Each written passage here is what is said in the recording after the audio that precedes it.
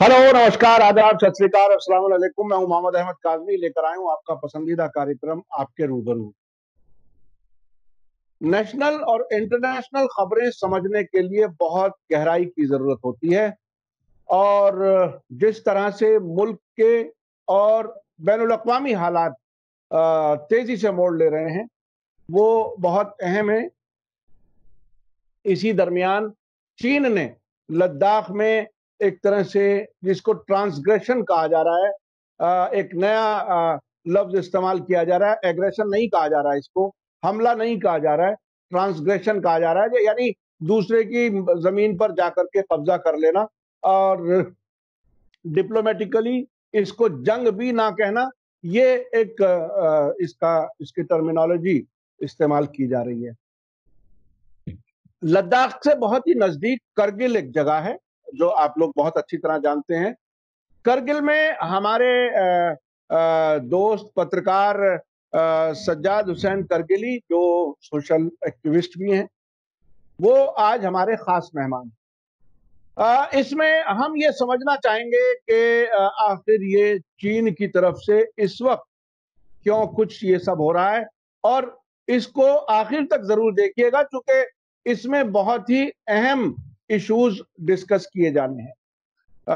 सज्जाद हुसैन करगिली साहब, वेलकम है media star world में।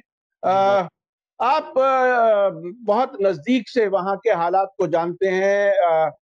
इलेक्शन भी लड़ा है आपने, और लेह लद्दाख इस इलाके को बहुत अच्छी तरह से जानते हैं। करगिल में आप रहते हैं, लंबे समय से आप पत्रकारिता भी कर रहे हैं।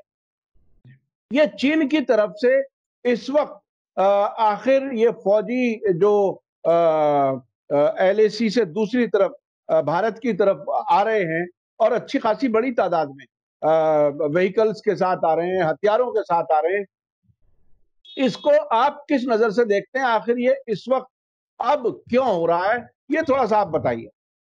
काज़मी साहब, बहुत बहुत शुक्रिया सबसे पहले। और जैसे कि आपने कहा कि चाइना की तरफ से जो एक्टिविटी लद्दाख में हो रही है और जिस तरीके से टेंशन बढ़ रहा है हिंदुस्तान और चाइना के दरमियान, और यही नहीं बल्कि आप नेपाल की तरफ से भी देखें, वहां से भी एक्टिविटीज कुछ चाइना की पसे पर्दा मदद से हो रही हैं। और फिर इसी तरह की चीजें आप देख सकते हैं अरुणाचल साइड में भी, सिक्किम साइड में भी हो रही हैं।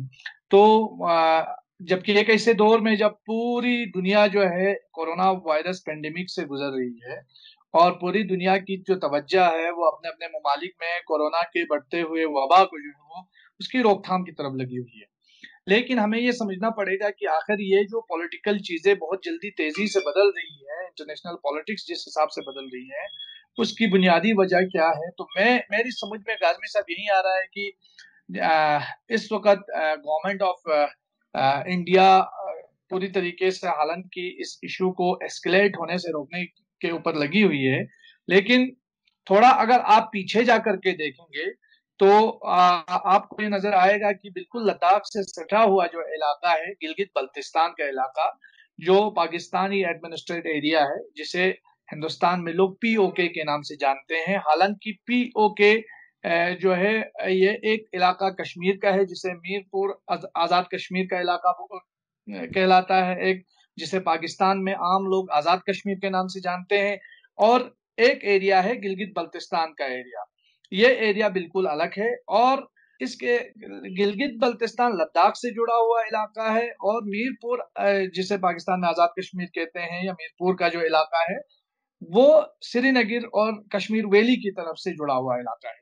लद्दाख और गिलगित बल्तिस्तान का कल्चर, लैंग्वेज ऑलमोस्ट सेम है। ये एक ही खित्ता रहा है माजी में, और इसको जमाने कदीम में बल्तिस्तान और लद्दाख जो है, लद्दाख वजारत एक हुआ करती थी जिसका एक हेडक्वार्टर जो है वो विंटर में बल्तिस्तान स्कर्दू हुआ करता था, और यहाँ समर में लेह हुआ करता था। ये पूरा एरिया 1947 के बाद जब पाकिस्तान बना और हिंदुस्तान और पाकिस्तान के दरमियान तनाजात शुरू हुए और कश्मीर दो हिस्सों में तकसीम हुआ, तो आधा हिस्सा जो रह गया वो उस तरफ रह गया पाकिस्तान की तरफ, और आधा हिस्सा हिंदुस्तान की तरफ रहा। और जैसे कि आपको मालूम है, उसके बाद ये तनाजा बैनुल अक़वामी सतह पे पहुंच गया और यूनाइटेड नेशन में पहुंचने के बाद ये तनाज़ा बैनुल अक़वामी सतह पर इस पर एक रेजोल्यूशन पास किया गया और जिसमें बहुत सारे वीटो पावर्स जो सिग्नेटरीज थे जिनमें चाइना भी शामिल था। लेकिन हिंदुस्तान की तरफ से कश्मीर को खुसूसी मराआत और कश्मीर को एक सेमी ऑटोनॉमी दिए जाने के बाद अक़वाम आलम, अक़वाम मुत्तहिदा की जो तवज्जो है वो हिंदुस्तान की तरफ रही और उसके बाद हुआ यूं कि बहुत सारी चीजों में हिंदुस्तान की मदद हुई बैनुल अक़वामी सतह पर और चाइना इसमें थर्ड पार्टी था। चाइना का रोल बहुत कम था। हालांकि 62 में हिंदुस्तान और चाइना के आपस में लद्दाख में प्रॉब्लम्स हुई, लेकिन उसका भी एक हल निकला। चाइना ने बहुत सारा एरिया ले लिया, लेकिन चूंकि पूरी दुनिया का जो सपोर्ट था वह हिंदुस्तान के साथ बदस्तूर जारी रहा। लेकिन चूंकि हिंदुस्तान की डेमोक्रेसी को, हिंदुस्तान में जो अवामी सतह पर अवाम को जो दी जा रही अहमियत है या हिंदुस्तानी जमहूरियत को बैनुल अक़वामी सतह पर बहुत अच्छे से सराहा जाता था। लेकिन 5 अगस्त के बाद जो हालात पैदा हुए जम्मू कश्मीर के अंदर और जिस तरीके से यहाँ थोड़ा डेमोक्रेटिक चैलेंजेस बढ़ी लोगों के अंदर और यहाँ जो लद्दाख को 2 हिस्सों में डिवाइड किया गया, जम्मू कश्मीर को 2 हिस्सों में डिवाइड किया गया, जम्मू कश्मीर यूनियन टेरिटरी और लद्दाख यूनियन टेरिटरी। और उसके बाद गवर्नमेंट ऑफ इंडिया की तरफ से गिलगित बल्तिस्तान के ऊपर बात होने लगी और बाकायदा हिंदुस्तान ने गिलगित बल्तिस्तान को वापस लाने की बात की, गिलगित बल्तिस्तान की आजादी की बात की। और ऐसे में चाइना, क्योंकि चाइना का, काज़मी साहब एक बात बताऊं कि एक चाइना और पाकिस्तान के दरमियान एक बहुत बड़ा प्रोजेक्ट पे काम हो रहा है, इंफ्रास्ट्रक्चर प्रोजेक्ट है। तकरीबन ये $46 बिलियन का प्रोजेक्ट है जिसे चाइना पाकिस्तान इकोनॉमिक कॉरिडोर कहते हैं और गालिबन $46 बिलियन है जिसका जो वैल्यू है तकरीबन $62 बिलियन का है। और ये प्रोजेक्ट 2017 में शुरू हुआ और उस पर बदस्तूर जो है वो इसकी वैल्यू $62 बिलियन जो है वो 2017 में बढ़ी और इस पर बाज़ाब्ता काम हो रहा है। पाकिस्तान इस प्रोजेक्ट को गेम चेंजर के नाम से जानता है, कहता है और ये चाइना को पूरा एक्सेस देता है गवादर तक। और ये OROB one belt one road जो इनिशिएटिव है उसके तहत, जो ग्लोबल डेवलपमेंट स्ट्रेटेजी के तहत इसको इस पे काम हो रहा है, जो चाइनीज गवर्नमेंट इसमें बाज़ाब्ता 2013 से इन्वॉल्व है। लेकिन उसमें 17 कंट्रीज जो है, मतलब इसमें तकरीबन 17 कंट्रीज का इंटरेस्ट, 70 कंट्रीज का, सॉरी, इसमें शामिल है। ये इंफ्रास्ट्रक्चर डेवलपमेंट प्रोजेक्ट में ये सारे कंट्रीज शामिल है। तो ऐसे में गवर्नमेंट ऑफ इंडिया या हिंदुस्तान सरकार ये एतराज करती रही है कि गिलगित बल्तिस्तान चूंकि मुतनाज़ा इलाका है, इसलिए वहां पे किसी भी किस्म की एक्टिविटी हिंदुस्तान की मर्जी के बगैर नाकाबिले कबूल है। तो इन्हीं चीजों को देखकर चाइना ने ये हिंदुस्तान पर एक प्रेशर बिल्ड करने की वजह से ये इनिशिएटिव लिया है। लेकिन अब प्रॉब्लम यहाँ ये है, चूंकि अक़वाम मुत्तहिदा का ज़ेर इल्तिवा एक इशू कश्मीर रहा है, अब चाइना जो है वो लद्दाख में अपनी तरफ से जो है वो जो अपना मसल पावर दिखा रहा है, अपनी ताकत आजमाई कर रहा है। तकरीबन 5 किलोमीटर जैसे कि खबरों में बताया जा रहा है कि अंदर सरहद के आ चुका है। ऐसे मौके पर हिंदुस्तान अगर वापस अक़वाम मुत्तहिदा में जाता है तो वो सारे गड़े मुर्दे उखाड़े जाने की बात हो सकती है, जो 5 अगस्त के बाद तकरीबन जिस इशू पे, तो शायद अब जो है हालात जो है पॉलिटिक्स बिल्कुल तब्दील हो रही है यहाँ से। मैं सज्जाद साहब, मैं यही समझना चाह रहा हूँ कि 5 अगस्त को आर्टिकल 370 हटने का क्या असर हुआ? क्या इसी वजह से चीन इस वक्त अपने फौजी LAC के पार भेज रहा है और क्या भारत को मजबूर किया जा रहा है या तो वो जवाबी कार्रवाई करे या यूनाइटेड नेशन में जाए, ताकि ये सारा मामला फिर से दोबारा इम्पोर्टेंट हो जाए और पूरी दुनिया पर में इसकी बहस हो। आखिर आर्टिकल 370 के हटने का, 5 अगस्त के उस वाक़े का, इस चाइना के इनकर्जन या ये जो भी इसको कहा जाए, इसका डायरेक्ट क्या ताल्लुक?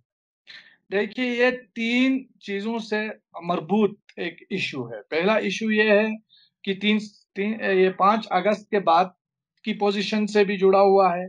फिर उसके बाद 5 अगस्त के बाद और लद्दाख को अलग किया जाना दूसरा हिस्सा इसका ये है। और तीसरी प्रॉब्लम जो गिलगित बल्तिस्तान में इंडियन स्ट्रेन को लेकर के चाइना को जो ऑब्जेक्शंस हैं, क्योंकि चाइना ने काफी अपना पैसा खर्च किया है गिलगित बल्तिस्तान के अंदर, काफी रिसोर्सेज वहां उन्होंने लगाए हैं। तो गिलगित बल्तिस्तान के इश्यू से हिंदुस्तान को रोकने या हिंदुस्तान की तवज्जो हटाने के लिए एक प्रेशर बिल्ड करने की टेक्टिक्स के तौर पर भी इस चीज को देखा जा सकता है। लेकिन भारत सरकार का जहां तक है स्टैंड है, भारत सरकार अभी तक फिल वक्त तक ये कोशिश में लगी है कि वो किसी भी तरीके से ये नहीं होने देना चाहती है। और दूसरी अहम वजह यह है कि जो अमरीकी मुफादात हैं वो कहीं ना कहीं इसमें क्योंकि अमेरिका और चाइना के दरमियान एक तरफ की लफ्जी जंग इस वक्त जारी है। और आप देख सकते हैं कि चाइना के बढ़ते हुए को लेकर के अमेरिका को काफी ऑब्जेक्शंस हैं और इस खित्ते में अब बहुत सारी ताकतें इन्वॉल्व हैं। और ऐसे में अगर ये इश्यू वापस अक़वाम मुत्तहिदा जाता है तो फिर बात वहीं पलट के आएगी, कश्मीर तनाज़े से शुरू हो जाएगी और क्योंकि जमीन की बात होगी और जब जमीन की बात होगी, तनाज़े की बात होगी, फिर यूएन रेजोल्यूशन की बात होगी तो मामला कहीं और चला जाएगा। तो मुझे जो लगता है कि भारत सरकार इस मसले को पहले तो एस्केलेट नहीं होना देगी, लेकिन दूसरी मजबूरी ये है कि जो गिलगित बल्तिस्तान के को लेकर के, क्योंकि ये हिंदुस्तान के लिए भी एक बहुत बड़ा स्ट्रेटेजिक इश्यू है कि गिलगित बल्तिस्तान में जो चाइना का इन्फ्लुएंस बढ़ रहा है और फिर वहां से जो तिजारत हो रही है पाकिस्तान के साथ और गिलगित बल्तिस्तान से ट्रेड हो रही है, उस ट्रेड का होना यानी हुकूमत हिंदुस्तान की कहीं ना कहीं उसके लिए आइंदा आने वाले वक्त में सिक्योरिटी के बड़े बड़े चैलेंजेस खड़ा हो सकते हैं। लेकिन एक चीज यहाँ ये है कि हुकूमत हिंदुस्तान की मजबूरी ये है कि वो वापस यूनाइटेड नेशन में इस मसले को ले जाने में बहुत सारी दिक्कतों का सामना उन्हें करना पड़ेगा। ये सारे मामला हैं। और रही बात गिलगित बल्तिस्तान की, गिलगित बल्तिस्तान में एक स्ट्रगल अरसे से चल रही है वहां पे डेमोक्रेटिक राइट्स को लेकर, क्योंकि इसके बाद से लेकर गिलगित बल्तिस्तान में कोई राइट नहीं थे और गिलगित बल्तिस्तान के अवाम बार बार लद्दाख की मिसाल लेकर के, जम्मू कश्मीर की मिसाल लेकर के, 370 की मिसाल लेकर या पॉलिटिकल रिप्रेजेंटेशन, पॉलिटिकल राइट्स की रिप्रेजेंटेशन को लेकर के पाकिस्तान सरकार से ये सवाल करती थी कि भाई हमें क्यों महरूम किया जा रहा है, हमें क्यों पॉलिटिकल राइट्स नहीं दिए जा रहे हैं। और जैसे कि 70 की दिहाई में जुल्फिकार अली भुट्टो वहां पे स्टेट सब्जेक्ट रूल का खात्मा किया और वही चीज अब जो गिलगित बल्तिस्तान में धीरे धीरे वो मांग तूल पकड़ती गई तो 2009 में यूसुफ रजा गिलानी की सरकार ने एक एग्जीक्यूटिव ऑर्डर के जरिए एक आरजी असेंबली बनाई है, एक स्टेट का दर्जा दिया है। लेकिन प्रॉब्लम यह है क्योंकि गिलगित बल्तिस्तान की आइडेंटिटी छीन चुकी थी, पहले को नॉर्दर्न एरियाज के नाम से जाना जाता था जबकि उसका असल नाम गिलगित और बल्तिस्तान है। तो लेकिन वो नाम उन्हें मिला, वो एक आरजी उनको रिप्रेजेंटेशन भी मिली, लेकिन यहाँ पूरा सीन उल्टा हुआ। यहाँ जितने भी इलेक्टेड रिप्रेजेंटेटिव्स थे उनसे उनके इख्तियारात छीने गए, लोगों के पॉलिटिकल राइट्स छीने, यहाँ स्टेट सब्जेक्ट रूल खत्म हुआ। तो जो गिलगित बल्तिस्तान के लोगों को तवक्कात थी हिंदुस्तान में जो लोगों को मिल रहे इख्तियारात से, वो कहीं ना कहीं उनके लिए एक पेचीदा मसला बन गया 5 अगस्त के बाद से लेकर। जी सज्जाद साहब, आप ये बताइए कि क्या आर्टिकल 370 हटने के बाद भारत के जो जो जो कश्मीर, जम्मू कश्मीर और जो आपका करगिल और लद्दाख, क्या इनकी वो सूरत हाल हो गई है जो पाकिस्तान में गिलगित बल्तिस्तान वालों को शिकायत थी पाकिस्तान की हुकूमत से? क्या आपको क्या लगता है? तो ये है कि आपको जैसे मैंने बताया कि पाकिस्तान ने 70 साल हर लेवल पे कोशिश की कि मसले कश्मीर को इंटरनेशनल फोरम्स पे ले जाए, इंटरनेशनल इशू बनाया जाए, उसको एक तनाज़े की शक्ल दे करके पूरी दुनिया की तवज्जो कश्मीर की तरफ करें। लेकिन पाकिस्तान को बहुत सारे महाजों पे नाकामी हुई, क्योंकि ये कश्मीरी लीडर्स थे, कश्मीर के पॉलिटिशियंस थे जो हमेशा हिंदुस्तान की वकालत करते थे और बैनुल अक़वामी फोरम पे जाके हुकूमत हिंदुस्तान का दिफा भी किया करते थे।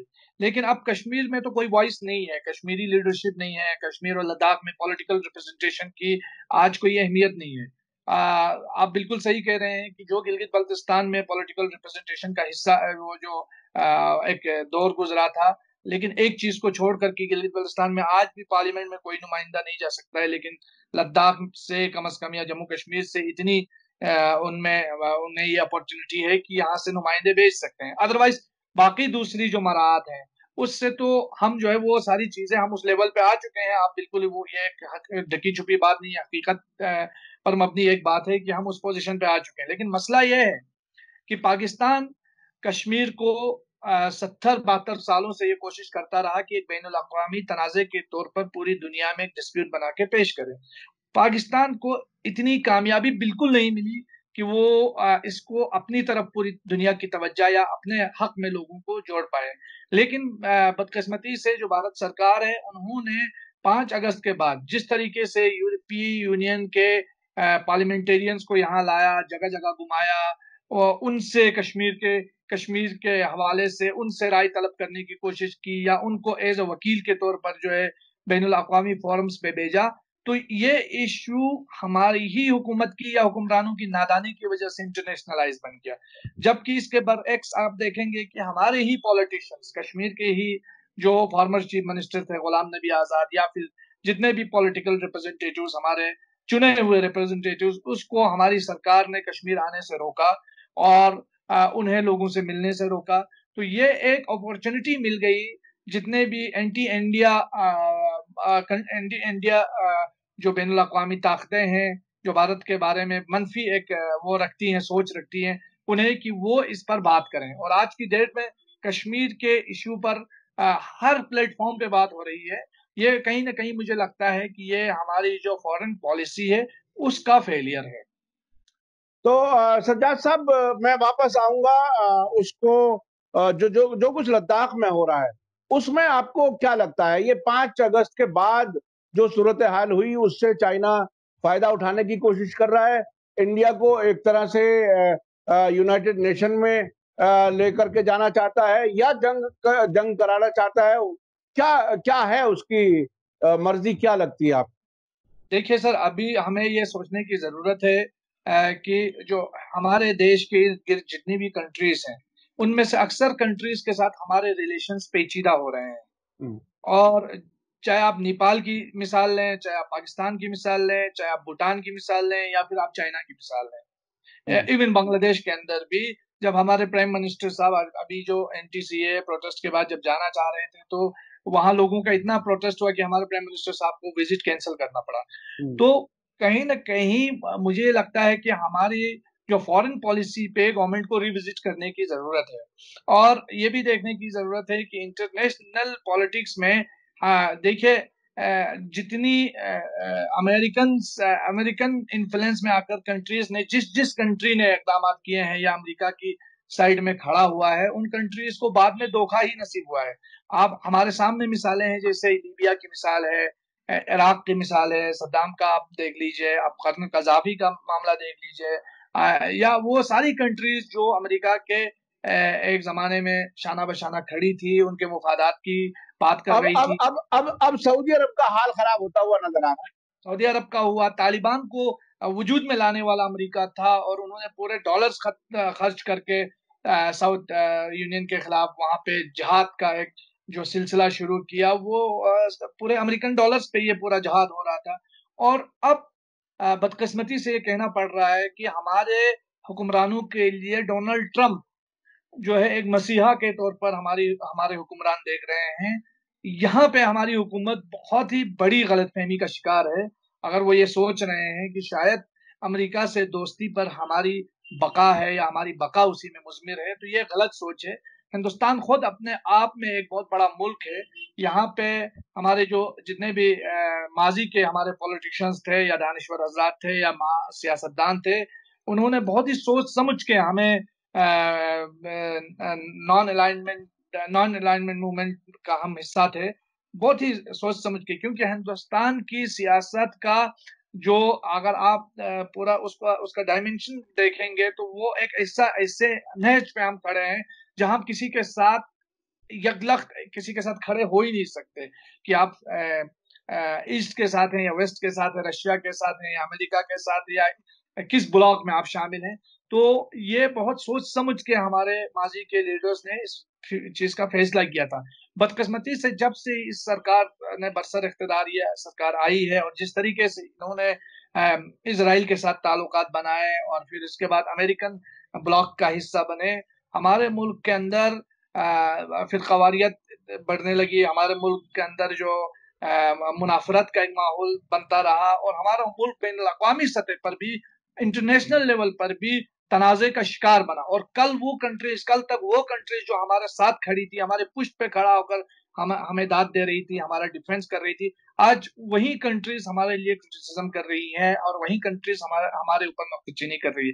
तो ये इस देश के हुक्मरानों को सोचना चाहिए, फिर से रिविजिट करने की जरूरत है और इस मुल्क को जाती जो सियासत है या जाती फिक्र है उसके मुताबिक नहीं चलाए तो बहुत बेहतर रहेगा। इस मुल्क के मुफादात की हिफाजत का दिफा तभी मुमकिन हो सकता है जब फिर से हमें इस पर गौर करने की जरूरत है हमारे जी जी जी, बिल्कुल बिल्कुल। बहुत बहुत शुक्रिया सज्जाद हुसैन करगिली साहब। देखिए, मैं भी अपने दर्शकों को अक्सर यही बताता हूं कि जहां जहां भी अमेरिका या इजराइल दोस्त के तौर पर गए, उनको तबाह करके निकले हैं। और 1947 के बाद पाकिस्तान अमेरिका के खेमे में था, भारत सोवियत यूनियन के खेमे में था। पाकिस्तान का क्या हाल हुआ अब वो हमारे सामने है। और मेरा अपना तज्जिया ये है, जो मैं बताता रहा हूं कि बिल्कुल अब तो ऐसा लगता है कि एक जलती हुई ट्रेन है जिसमें अगले डब्बे में पाकिस्तान बैठा, पीछे डब्बे में इंडिया भी उसी तरफ जा रहा है।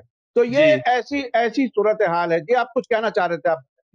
पहली बात तो ये है कि आप देखें कि आज लातीनी अमेरिका के, लैटिन अमेरिकन के छोटे छोटे ममालिक, जहां आज ईरानियन शिप्स जा रही हैं, 5 शिप्स वहां पे गैस लेकर या तेल लेकर जा रही हैं, तो अमेरिका की तमाम तर धोस धमकियों के बावजूद वो सक्सेसफुली अपना काम कर रहे हैं, जिससे ये साबित होता है कि अमेरिका की जो हेजमनी है वो अब धीरे धीरे पूरे इस रीजन से खत्म हो रही है, जिसका आप भी तस्करा करते रहे हैं और बार बार हम भी अपने बयानात में बोलते हैं। और दूसरी एक अहम चीज ये है कि भारत सरकार जब भी गिलगित बल्तिस्तान की बात करती है, बड़ा अफसोस ये होता है कि जमीन की बात करती है, कभी गिलगित बल्तिस्तान के लोगों के राइट्स की बात नहीं होती है, या फिर गिलगित बल्तिस्तान में जो पॉलिटिकल प्रिजनर्स हैं उनकी बात नहीं होती है।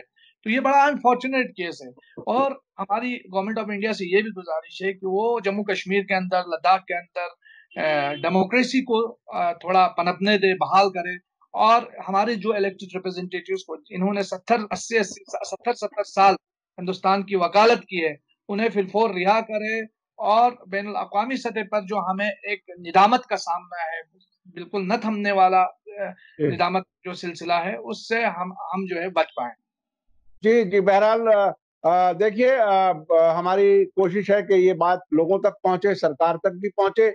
आपने बहुत ही अहम इश्यूज की तरफ इशारा किया। चाइना वाला मसला जो जिस तरह से यूनाइटेड नेशन में धकेलने की कोशिश हो रही है, और ये बहरहाल हमारे यहाँ से गलती हुई है, ये आपने बात कही।